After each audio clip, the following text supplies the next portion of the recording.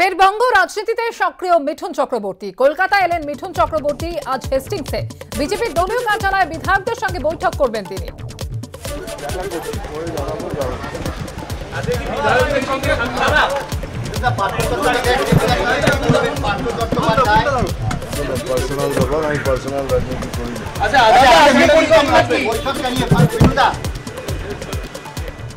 বঙ্গ রাজনীতিতে ফের সক্রিয় মিঠুন চক্রবর্তী।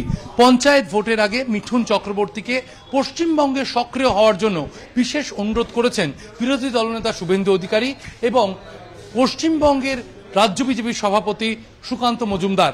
সুকান্ত মজুমদারের সঙ্গে কয়েকদিন আগেই রাজ্য বিজেপি দপ্তরে এসে দেখা করেন মিঠুন চক্রবর্তী। তাদের মধ্যে বেশ খানিকক্ষণ একান্তে কথাও হয়।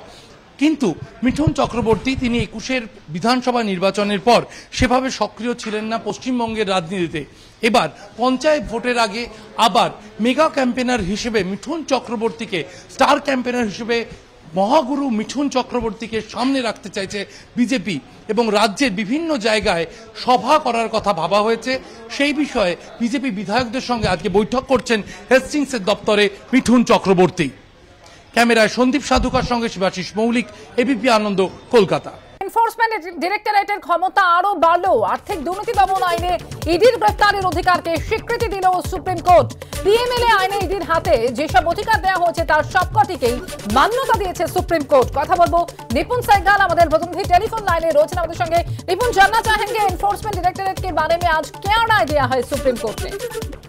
देखिए, सुप्रीम कोर्ट ने पीएमएलए एक्ट यानी prevention of money laundering act के तहत जितने भी अधिकार ईडी को मिले हैं उन सबको आज मान्यता दी है, सबको सही ठहराया है। सुप्रीम कोर्ट में आज 242 याचिकाएं लगी थी फैसले के लिए और सभी याचिकाओं को सुप्रीम कोर्ट ने एक तरह से खारिज कर दिया है और ये कहा है कि किसी को अरेस्ट करने का या उसको समन करने का, उसका स्टेटमेंट दर्ज करने का, किसी के ठिकाने पर रेड मारने का, उसका प्रॉपर्टी को अटैच करने का, ये जितने भी अधिकार मिले हुए हैं ईडी को, ये सब अपनी जगह पर सही हैं और ईडी के अधिकारियों को पुलिस अधिकारी नहीं कहा जा सकता, यानी सीआरपीसी के सारे प्रोविजन उनके ऊपर लगा दिए जाएं, ये सही नहीं होगा। सुप्रीम कोर्ट ने ये भी कहा है कि ईसीआईआर यानी कि ईडी जो केस दर्ज करता है उसको एफआईआर नहीं कहते हैं, ईसीआईआर कहते हैं, उसकी कॉपी आरोपी को देना जरूरी नहीं है। एफआईआर की कॉपी देने का नियम है लेकिन ईसीआईआर की कॉपी देना जरूरी नहीं है, जो मांग की जा रही थी। सिर्फ अगर किसी को गिरफ्तार किया जा रहा है तो ईडी उसको कारण बता देगा कि आपको क्यों गिरफ्तार किया जा रहा है, लेकिन ईसीआईआर की कॉपी नहीं दी जाएगी। तो सीधे सीधे ईडी अपनी तरफ से केस दर्ज करने को स्वतंत्र है, किसी को समन करने, उसका स्टेटमेंट दर्ज करने, उसको गिरफ्तार करने, रेड करने, प्रॉपर्टी अटैच करने को स्वतंत्र है। ये सभी अधिकारों को सुप्रीम कोर्ट ने मान्यता दी है। इसका सीधा सीधा असर पड़ेगा देश भर में जो तमाम मामले चल रहे हैं ईडी के, सब में जितने लोग आरोपी हैं उनको कोई राहत सुप्रीम कोर्ट से नहीं मिली है और वो सारे केस जैसे चल रहे हैं वैसे चलते रहेंगे। जी शुक्रिया निपुण।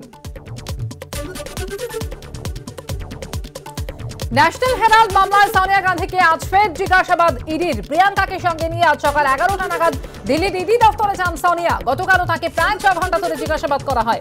তৃতীয় দিন ইডির জিজ্ঞাসাবাদের মুখোমুখি হলেন কংগ্রেস সভানেত্রী।